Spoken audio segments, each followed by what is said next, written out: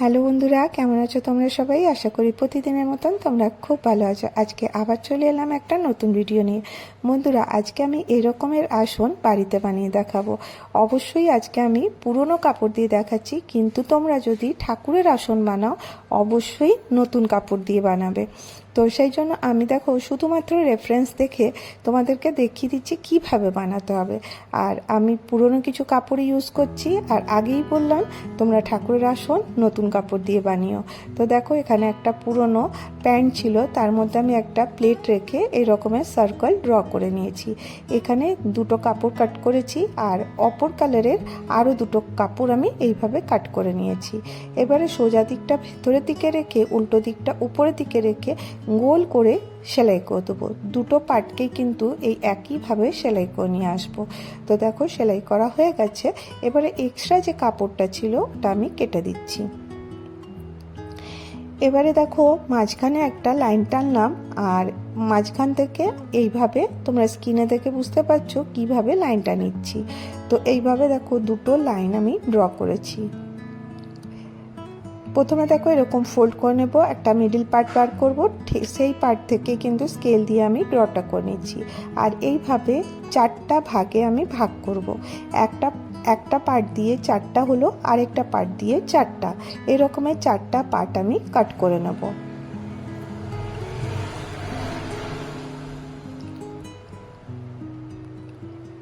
এবারে দেখো এটা কাট করা হয়ে গেছে। এবারে সোজা করে নেব, এইভাবে সোজা করে নেব। প্রত্যেকটা একটা যেভাবে দেখাচ্ছি সেইভাবে এই 8টা পিসকে কিন্তু সোজা করে নিতে হবে।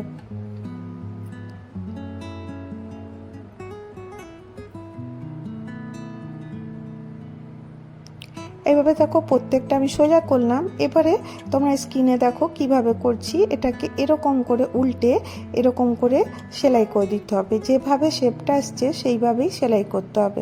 শুধুমাত্র একটু মন দিয়ে দেখো, তাহলেই বুঝতে পারবে খুবই সোজা। আর এবার দেখো প্রত্যেকটা আমি এরকম করে ভালো করে প্রথমে খুলে নেব, যাতে কোনো রিঙ্কেল না থাকে। তারপরে এটাকে এরকম করে ফোল্ড করব। তোমরা চাইলে স্কেল দিয়ে মেপেও কিন্তু এটা করতে পারো, কিন্তু আমি এরকম নর্মালভাবেই করছি। একটু ছোট বড় হলে কোনো অসুবিধা হবে না, শুধুমাত্র এটা ডিজাইনের জন্য করছি। এবার দেখো এটা সেলাই করে নিয়েছি। এবারে দুটোকে একসাথে জয়েন করব। কিভাবে জয়েন করব? তো দেখো এরকম করে ধরবো, ধরে আমি এইভাবে সেলাই করে দেবো, তাহলে এটা জয়েন হয়ে যাবে। আর প্রত্যেকটা দুটো দুটো করে এরকম করে জয়েন করে নিতে হবে।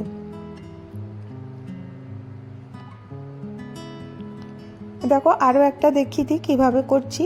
একে অপরের উপর এরকম করে রেখে এবারে আমি সেলাই করে নেবো, তাহলে এই দুটো অ্যাটাচ হয়ে যাবে।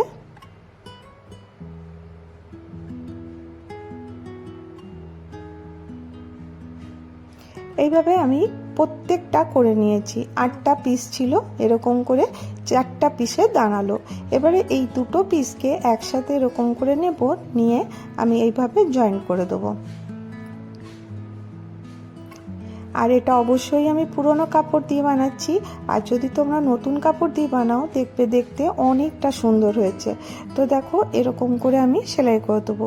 এইভাবে যেটা সেলাই করলাম অপরটাও এইভাবে সেলাই করে নিতে হবে। দেখো এইভাবে জয়েন করে নিচ্ছি। তো ডিজাইনটা হলো ফুলের মতন আমি ডিজাইনটা করতে চাইছি। এবারে আরেকটা পার্টও এইভাবেই জয়েন করে নিয়েছি। এবারে এই দুটোকে একসাথে রেখে মাঝখান থেকে সেলাই করে নেব। তো তাহলে পরে এটা একটা গোটা পিস রেডি হয়ে যাবে। দেখো পিসটা রেডি করে নিয়ে চলে এসেছি। এবারে আমি এটা কোনো জিনিসের উপর বসাতে হবে। তোমাদের কাছে যে কোনো পুরনো চাদর থাকবে বা মোটা কোনো কাপড় থাকবে বা বস্তা থাকবে, তার উপরে তোমরা অ্যাটাচ করতে পারো। তো আমি কিভাবে লাগাচ্ছি তোমরা স্ক্রিনে দেখে নাও। এইভাবে রেখেছি।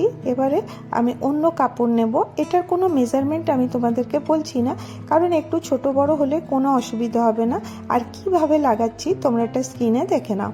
উল্টো করে ধরেছি দেখো, আর একটার উপরে একটা, যেখানে ফুলটার পিসটা রেডি করেছিলাম তার উপর থেকে সেলাই করা শুরু করলাম।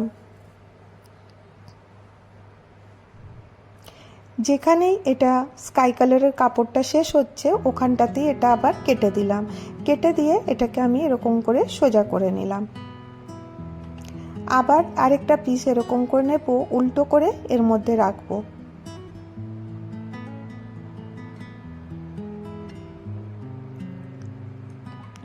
রেখে আবার এমনি করে সেলাই করব।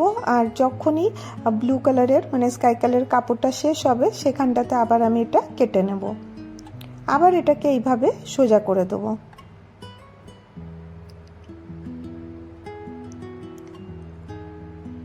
আবার দেখো আরেকটা পিস ওইভাবেই আবার রাখবো, উল্টো করে রেখে নেক্সট আবার যতটা ব্লু কালার স্কাই কালার কাপড়টা আছে অত দূর পর্যন্ত সেলাই করব, আবার ওখান থেকে কাট করে দেবো।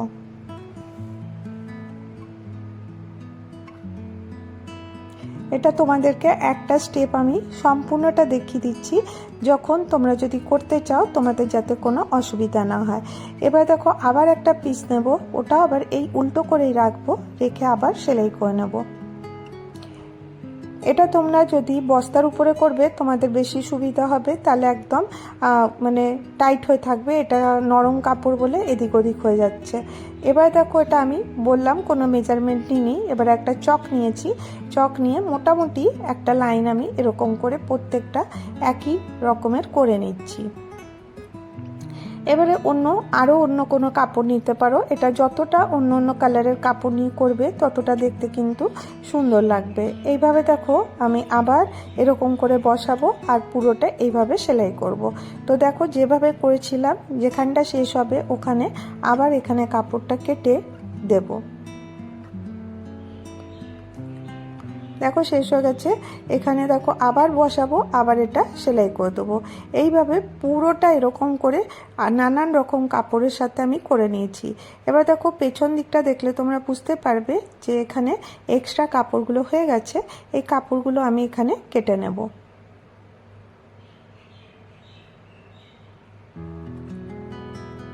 এবারে দেখো সুন্দর একদম পুরো একদম পারফেক্ট শেপে চলে এসছে। এবারে দেখো রাফ এজেসগুলোকে আমাকে কভার করতে হবে। প্রথমে কি করব, এর চারপাশটা ভালো করে সেলাই করে নেব। তো এটা একটা পিস রেডি হয়ে যাবে।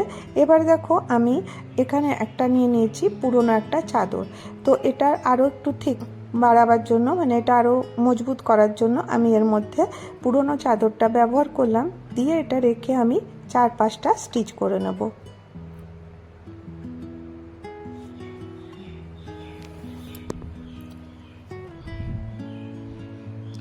প্রথমে দেখো স্টিচ করার আগে এখানে আমি বল পিন লাগিয়ে নেব। বল পিন লাগিয়ে নিলে কি হবে, তোমাদের সেলাই করতে সুবিধা হবে। এবার দেখো সেলাই করা হয়ে গেছে, এবারে যে এক্সট্রা কাপড়গুলো ছিল এগুলোকে আমি কেটে বাদ দিয়ে দিচ্ছি। এইভাবে যদি তোমরা করো তোমাদের পরিশ্রমটা কম লাগবে আর এর ফিনিশিংটা খুব সুন্দর হবে। এবার দেখো আমি একটা পুরনো কাপড় নিয়ে নিয়েছি কটনের, এরকম 2 ইঞ্চি মতন দিয়ে এইভাবে সেলাই করে এটাকে পাল্টি করে আবার থেকে ফোল্ড করে দেবো। তো তাহলে কি হবে, তোমাদের রাফ এজেসগুলো আর দেখা যাবে না। তো দেখো এটা কমপ্লিট করে নিয়েছি, একদম সফট একটা ম্যাট তৈরি হয়ে গেছে। তোমরা এটা বিভিন্নভাবে ব্যবহার করতে পারো, ফ্লোর ম্যাট, ডোর ম্যাট, যেমনি ইচ্ছা তোমরা এটাকে ব্যবহার করতে পারো। তো দেখো অনেক পুরনো কাপড় থাকে, সেগুলো ওয়েস্ট না করে এরকমের সুন্দর সুন্দর ছোট ছোট কার্পেট মতন বানাতে পারো। তো এটা কেমন লাগলো আইডিয়াটা তোমরা জানিও। এবার চলো নেক্সট আইডিয়া চলে আসি। এই কাপড়টাই নিয়েছি, এবারে একটা নিয়ে নিয়েছি একটা বস্তা। বস্তাটা আমি এর উপরে রেখে এটাকে সেলাই করে নেব। তো দেখো কিভাবে রাখছি, উল্টো দিকটা রেখেছি আর এইভাবে রেখে চারপাশটা সেলাই করে নেব। তোমরা এটা বিভিন্ন সাইজের করতে পারো, বড় করতে চাইলে অবশ্যই বড়ও করতে পারো। এবারে এক্সট্রা যে বস্তাটা ছিল সেটা আমি কেটে বাদ দিয়ে দিচ্ছি। এখানে আমি নিয়ে নিচ্ছি একটা স্কেল আর একটা পেন, শুধুমাত্র এরকম করে একটা করে মার্জিন দেব।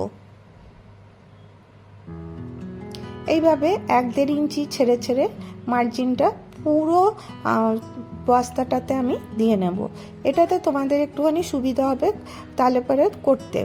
এখানে দেখো আমার কাছে একটা শাড়ির বর্ডার ছিল, মানে নিচের পাড়ের অংশটা, সেটাকেই আমি এরকম করে ধরে ধরে এর মেজারমেন্টটা আমি কেটে নিচ্ছি প্রথমে। তো এবার দেখো এতগুলো কেটে নিয়েছি, এবারে আমি এটাকে আবার হাফ করে নেব, নিয়ে এখান থেকে কাট করে দেব। এটা আলাদা আলাদা অনেকগুলো স্ট্রিপ বানিয়ে নেবো। এটা তোমরা নানান রকম কালার কম্বিনেশনও বানাতে পারো। তোমাদের কাছে পুরনো যে কোনো সিল্কের শাড়ি থাকবে বা কটন শাড়ি থাকবে সেটা দিয়ে করতে পারো। তো দেখো আমি এটা ডবল করে নিয়েছি, নিয়ে এটাকে অ্যাটাচ করব। তো চলো মেশিনে কিভাবে করছি তোমাদেরকে দেখিয়ে দিই। জাস্ট খালি এরকম ডবল করে ফোল্ড করেছি, ফোল্ড করে এরকম করে এর উপরে রাখবো আর ঠিক মার্জিনে এমনি করে সেলাই করতে থাকবো। তো দেখো আমি দুটো কাপড় ব্যবহার করেছি এখানে, একটা সিল্কের আর একটা কটনের। তো এইভাবে আমি অ্যাডজাস্ট করে করে আমি এগুলোকে পুরোটা এইরকম করেই কভার করতে হবে। খুব সহজ এটা, দেখো ইজিলি তোমরা করতে পারবে, কোনো ঝামেলা নেই। তো এইভাবে দেখো পুরোটা আমি সেলাই করতে থাকবো।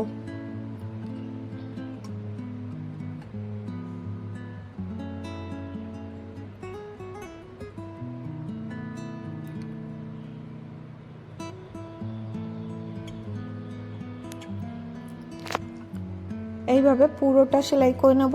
আর তোমাদেরকে বললামই বিভিন্ন কালার কম্বিনেশনে তোমরা এটা করতে পারো। এটা হয়ে যাওয়ার পরে দেখবে খুব সুন্দর লাগে দেখতে, আর কোনো ঝামেলা ছাড়াই। তোমাদের কাছে যদি অনেক পুরনো কাপড় পরে রয়েছে, পুরনো শাড়ি পরে রয়েছে, সেগুলোকে আমরা ওয়েস্ট ফেলে রাখি। আর তোমরা জানো এই শাড়িগুলো না একদম নরম হয়ে গেছে, কোনো কাজের না, ধরলেই ছিঁড়ে যাবে।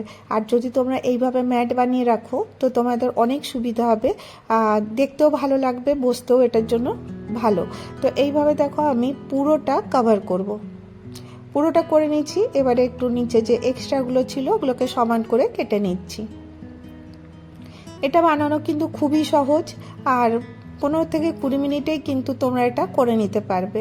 তো এই দেখো এক্সট্রাগুলো আমি এখান থেকে কেটে নিচ্ছি। এবারে যে রাফ এজেসগুলো থাকবে সেগুলোকে কভার করতে হবে। এর জন্য আমি এখানে ব্যবহার করব শাড়ির যে বর্ডারটা ছিল সেই শাড়ির বর্ডারটা। তো আমি একটু মেজারমেন্ট নিচ্ছি কতটা লাগবে, তো ওইভাবেই আমি এটা কেটে নেব। এটা তো খুব সহজ, তোমরা ইজিলি করতে পারবে। 2 ইঞ্চি মতন কাপড় আমি নিয়ে নিয়েছি। প্রথমে এইভাবে ফোল্ড করে ভেতরের দিকে এইভাবে ফোল্ড করে দিতে হবে। এরকম করে ধরবো, একদিকটা সেলাই করে অপর দিকটা আবার সেলাই করে নেব। তো এইভাবে 4টা দিকেই আমি এটাকে ফোল্ড করে নিয়ে চলে আসছি। তো দেখো কত সুন্দর একটা ডোরম্যাট, ফ্লোরম্যাট যেটা বলো ওটা তৈরি হয়ে গেছে। তোমরা এটা মাল্টিপারপাস ইউজ করতে পারো। তো আজকে যদি তোমাদের ভিডিওটা ভালো লাগে তাহলে অবশ্যই একটা করে লাইক করো, অনেক ভালো লাগলে সাবস্ক্রাইব করো। Bye bye.